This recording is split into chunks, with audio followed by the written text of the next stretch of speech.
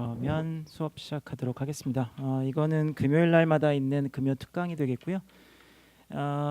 네, 금요일 날 뭐 이제 불금이고 사람들 다 즐길 텐데 이렇게 나와주셔서 감사하고요. 오늘도 사람이 너무 없으면 어떡하나 걱정을 했는데 그래도 나와주셨네요. 저는 허훈이라고 하고요. 여기서 수업은 평일에는 그 실전반 B반을 강의를 하고 있고요. 또 단과반으로 한영통역 집중반을 강의를 하고 있고 토요일에 기초반 토요일 오전 수업을 강의를 하고 있습니다. 그래서 그 강사들끼리 돌아가면서 이제 금요일마다 특강을 실시를 하게 되겠는데요. 저 같은 경우는 제 순서가 돌아올 때마다 제가 하려고 하는 거는 주제별로 어떤 특정 주제를 정해놓고 거기에 관련된 어떤 그 자료들도 함께 같이 보고 리스닝 자료 같이 들어보고 어휘도 한번 정리해봐서 어떤 특정 주제별로 2시간 동안 정리를 한번 해보는 시간을 가지려고 해요. 통대를 준비하시는 분들도 마찬가지고 영어를 좀 고급스러운 영어를 쓰고 싶어 하시는 분들도 마찬가지고 습관을 좀 들여야 되는 게 주제별로 나눠서 공부를 하는 습관들을 좀 들여보실 필요가 있어요. 왜냐하면 외국에서 이제 생활도 좀 하고 그래서 영어를 편안하게 말할 수 있는 사람들도 보통 보면 일상적인 대화는 되게 편안하게 하는데 어떤 특정 주제로 들어가다 보면 벙어리가 되는 분들이 계세요.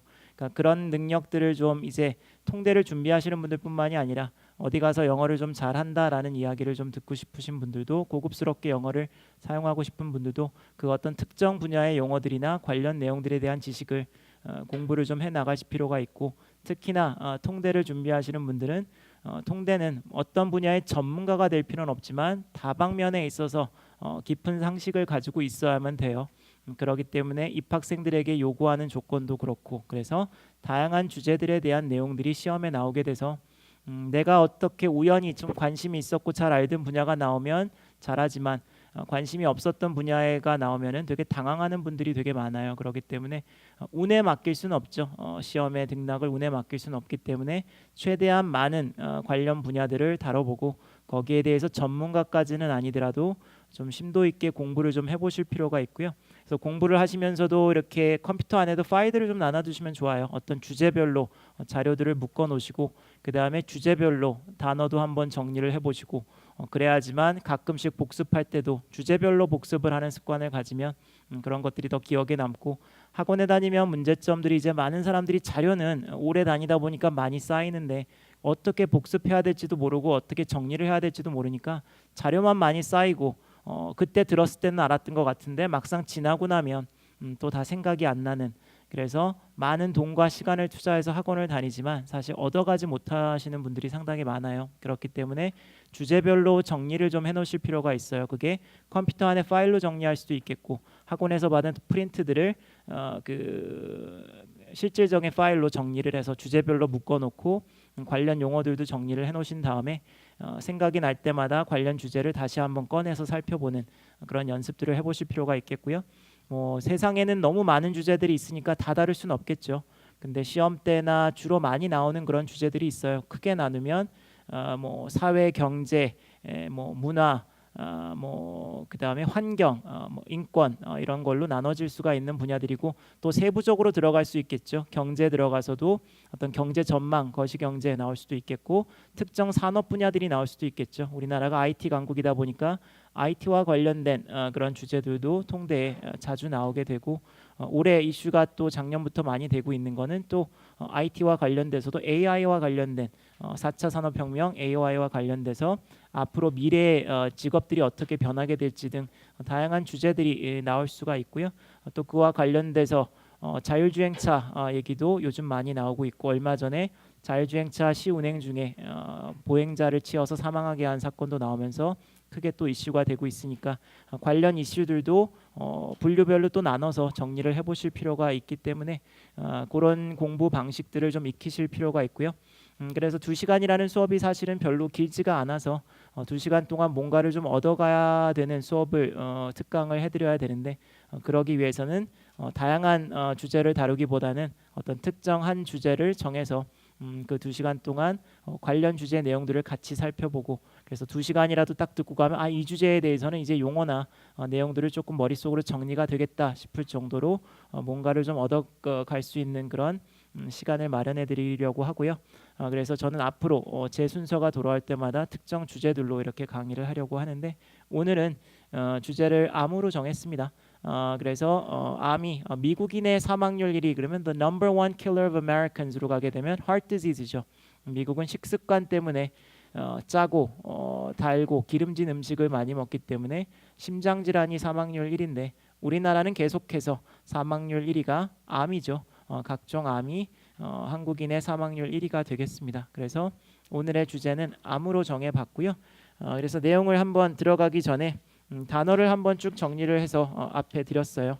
그래서 암과 관련된 용어들을 한번 쭉 살펴보고 그 다음에 오늘 제가 가져온 세 개의 내용을 같이 들으면서 한번 다시 보도록 하겠습니다. 일단 단어를 쭉 한번 보시게 되면 암에 걸리는 요인에는 크게 뭐로 나눠질 수가 있죠. 유전적인 요인이랑 환경적인 요인으로 나눠질 수가 있죠.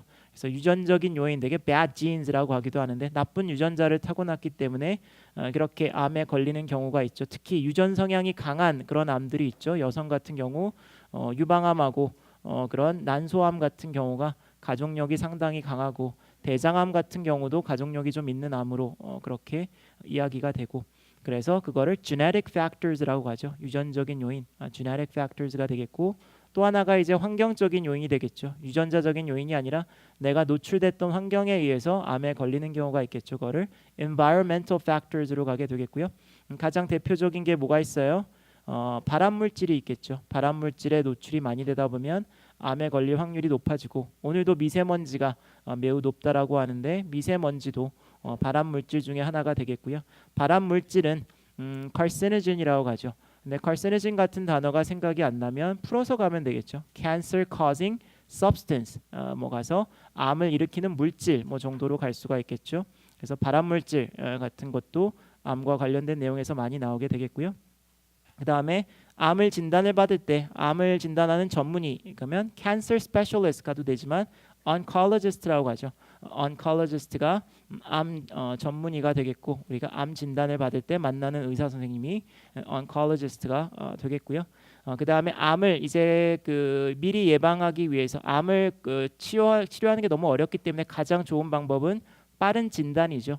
그렇기 때문에 암은 검진을 많이 하죠. 그거를 뭐라 그래요? 검진 방법들을 screening method라고 하죠. screening. 그래서 뭔가를 걸러내고 찾아내고 하는 과정을 screening이라고 하죠. 그래서 왜 직원을 뽑으려고 하는데 지원자가 많아서 그 중에서 유능한 사람을 걸러내다 그럴 때도 스크리닝 한다라고 하죠. 여러 명 중에서 누구를 걸러내는 거, 찾아내는 거 스크리닝 과정이라고 가서 암도 암이 있는지 여부를 걸러내는 검사하는 과정을 스크리닝이라고 하고 그거를 스크리닝 메소드라고 하게 되겠죠. 검진 방법들이 있겠고 거기에는 가장 대표적인 게 뭐예요? 내시경을 통해서 위장 내시경을 통해서 위암과 대장암을 검사하는 스크리닝 방법이 있고 여러 가지 뭐 단층 촬영 같은 것도 있을 수가 있지만 내시경이 많이 나오게 되고 그거를 엔도스코프라고 해요. 엔도스코프가 내시경이 되겠고 그거를 해서 찾아내려고 하는 거는 조기 진단이 목표인 거죠. early diagnosis라고 하죠.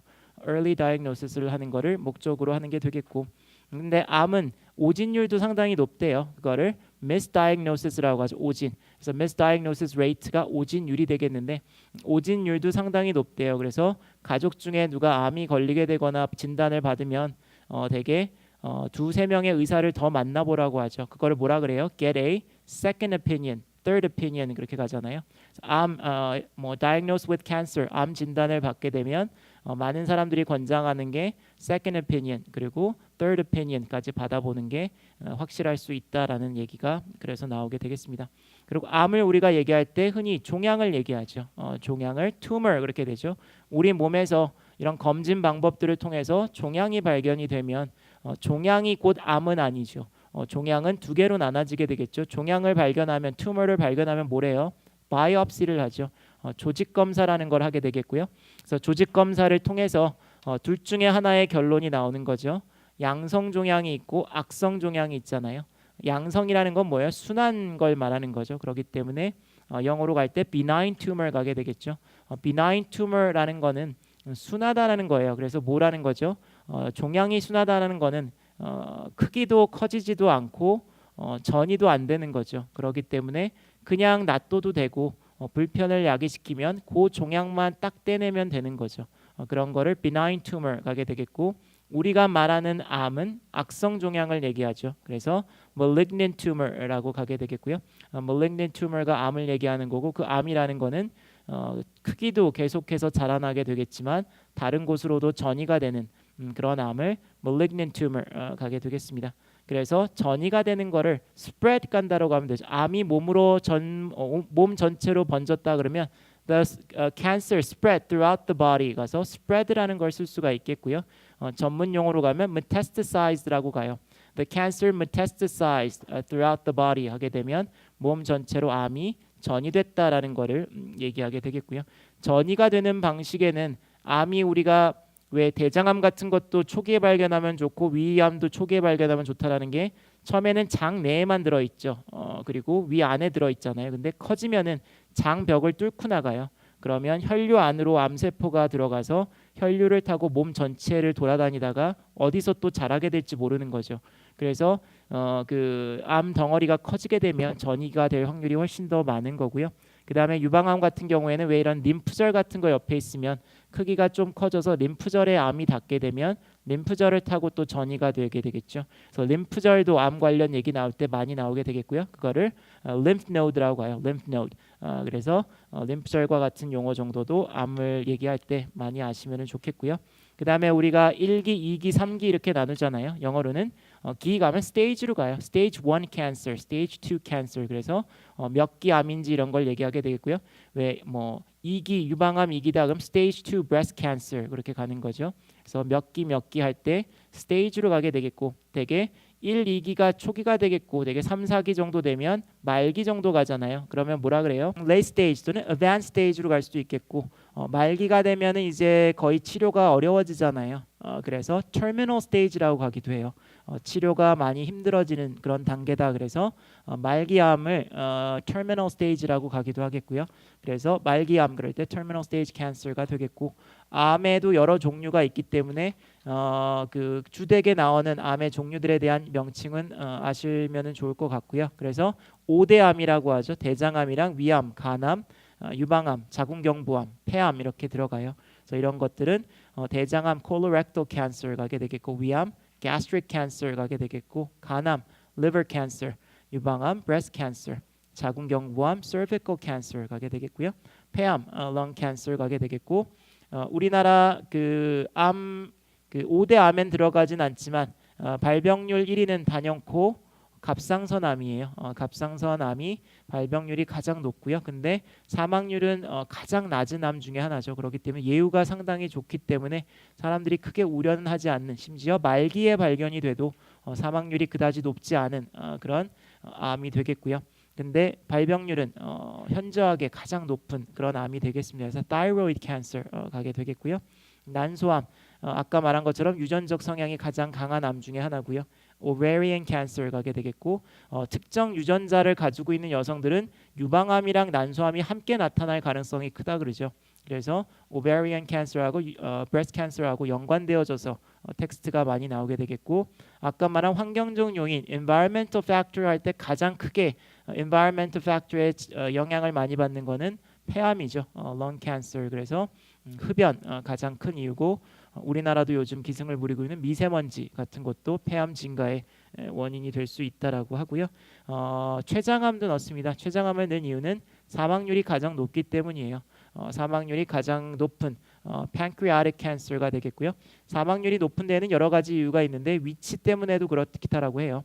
췌장이 있는 부위에는 여러 주요 혈관들이 지나가고 주요 장기들이 밀집되어 있는 곳이다 보니까 1기든 2기든지 간에 한번 췌장에 생기면 전이가 다른 그런 장기로 전이가 될 확률이 상당히 높고요. 그 다음에 여러 주요 혈관들이 지나가다 보니까 수술 중에 혈관을 잘못 건드려서 사망하는 경우도 되게 많아서 수술을 못하는 경우도 상당히 많기 때문에 많은 경우 사망에 이르게 되는 사망률 1위의 그런 암이 되겠고요. 그래서 예후가 가장 안 좋은 암이 췌장암이 되겠고요. 그래서 그 예후를 얘기할 때 뭐라 그래요? prognosis라고 해요.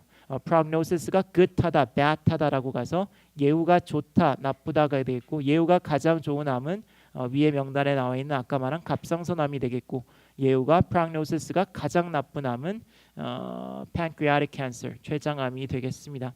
그래서 사망률로 따지기도 하죠. 사망률이 가장 낮은 암이 그런 갑상선암이 되겠고 가장 높은 암이 췌장암이 되겠고 그래서 fatality rate라고 하죠. 사망률 암뿐만이 아니라 다양한 질병들에 대한 얘기가 나올 때 많이 나오는 용어가 되겠고요. 암에 한정돼서 가장 많이 나오는 게 5년 생존율이에요. 암은 그 암이 제거가 됐다고 하더라도 혈액을 타고 혈류를 타고 몸에 전이가 될 확률이 있기 때문에 간에 암이 있어서 간암 수술을 받아서 모든 암 덩어리를 떼냈다고 하더라도 그게 나중에 다시 어디서 다시 나타날지가 몰라요.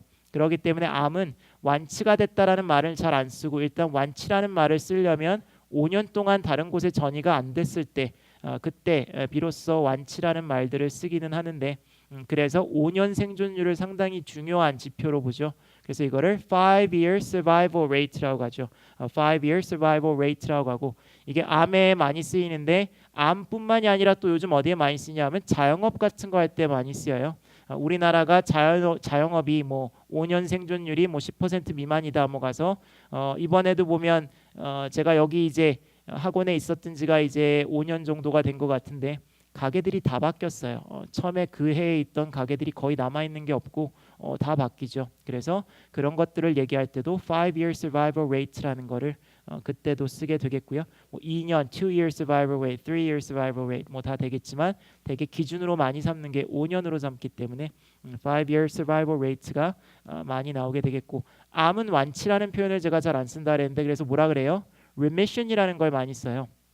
만약에 암 치료를 받고 있는데 그게 차도를 보이고 있어서 암이 좀 줄어들고 있다 크기가 그럴 때 my cancer is in remission이라고 가요. remission에 있다라고 가면 개선이 되고 있다, 나아지고 있다라는 이런 뜻이에요. 그래서 더 이상 암이 발견되지 않을 때 my cancer is in complete remission이라고 가요. 그래서 누군가가 너 이제 치료 어떻게 되고 있어? My cancer is in complete remission 하게 되면 이제는 검사로 암이 발견이 되지 않는 단계를 얘기하게 되겠고 기존에 있던 암이 크기가 작아지고 개선이 되고 있을 때는 그냥 my cancer is in remission 그렇게 가게 되겠고 완전히 사라졌을 때 complete remission 가게 되겠고요. 치료 방법에는 그럼 뭐가 있어요? 여기 나와 있는 것처럼 화학요법이 있죠. 영어로 뭐라 그러죠? chemotherapy라고 하고 화학요법이 있고 radiation treatment가 있겠죠. 방사선 치료가 있겠고 그 다음은 수술을 통한 제거가 있겠죠. 왜 치료를 할 때 여러 가지 옵션들이 있는데 가장 대표적으로 많이 쓰이는 게 화학요법, 방사선 치료 또는 수술적 요법으로 제거하는 거죠. 그걸 뭐라 그래요? surgical removal 가게 되겠죠. 수술적인 방법으로 제거하는 거, surgical removal 가게 되겠고 근데 사망률이 가장 높은 췌장암 같은 경우에는 제가 주요 혈관들이 많이 지나가고 있기 때문에 수술을 못하는 경우가 많다 그랬죠. 너무 위험하기 때문에 수술을 포기하는 경우가 많아요. 그래서 화학요법이나 이런 방사선 치료요법으로 치료를 하려고 하는데 성공률이 매우 낮기 때문에 사망률이 가장 높고요. 그래서 수술을 못할 경우에 inoperable라는 표현을 쓰죠. It's an inoperable cancer 하게 되면 수술을 도저히 할 수 없는 암이다라고 갈 때 inoperable라는 단어들이 쓰이게 되겠습니다. 그 다음에 수술을 하면 나오는 용어들을 한번 살펴보면 마취가 있죠. 전신 마취를 뭐라 그래요? General anesthesia라고 하죠. General anesthesia라게 되면 전신 마취를 얘기하게 되겠고 국부 마취죠. 어떤 부분적으로만 마취를 하는 거는 local anesthesia라고 가요. 그래서 local anesthesia, general anesthesia 그렇게 구분을 해서 국부 마취와 전신 마취를 구분하게 되겠고요. 수술은 크게 세 가지로 나눠져요. 침습접 수술이 있고 비침습접 수술이 있고 최소 침습접 수술이 있어요. 그러니까 침습접이라는 게 뭐냐면 절개를 의미하는 거예요. 그래서 침습접 수술이라는 거는 왜 이렇게 배를 절개하고 그렇게 하는 크게 절개를 하고 하는 수술을 침습접 수술이라고 하고 그거를 invasive surgery라고 해요. invasive. 그래서 외과적 시술이라고 가기도 하고 이렇게 칼을 대서 어떤 크게 절개를 하고 수술을 하는 거를 그 invasive surgery 가게 되겠고요. 비침습접이라는 거는 그럼 칼을 안 대는 거를 의미하죠. 수술을 칼을 안 대는 경우에는 뭐가 있어요? 우리가 흔히 하는 뭐 초기 대장암이나 용종 같은 거 제거할 때 내시경으로 하잖아요. 칼을 대는 게 아니라 항문으로 들어가서 그렇게 수술을 하는 거기 때문에 어떤 칼로 절제를 하지 않죠. 그런 거를 non-invasive surgery라고 가요. 그래서 칼을 아예 대지 않는 그런 수술들을 얘기하게 되겠고요. 그 다음에 그러면 뭐예요? 중간에 있는 거예요. minimally invasive surgery라고 해요. 최소 침습접 수술이라고 하고요. 이거는 뭐냐면 저도 한 3년 전에 맹장 수술 받았는데 예전에는 저희 어머니도 어렸을 때 맹장 수술을 받았다고 했는데 그때는 invasive surgery였어요. 맹장이. 그러다 보니까 여기 맹장 있는 부위에 이만큼 칼자국이 이렇게 흉터가 아직도 남아 계신데 저 같은 경우에는 이렇게 배꼽 밑에 이렇게 살짝 요만큼만 흉터가 있어요. 그 이유가 수술 방법이 바뀌었기 때문이죠. 예전처럼 절제를 크게 안 하고 살짝만 절제를 한 다음에 그 구멍 사이로 내시경을 집어넣어요. 그래서 수술을 하는 거. 그래서 필요 이상으로 많이 안 하고 최소한만 절제한다. 그래서 minimally invasive surgery라고 가는 것도 수술을 얘기할 때 세 가지로 구분이 된다라는 거. 그래서 일단 제가 이렇게 몇 가지만 단어를 쭉 정리해 와서 한번 드려봤고요.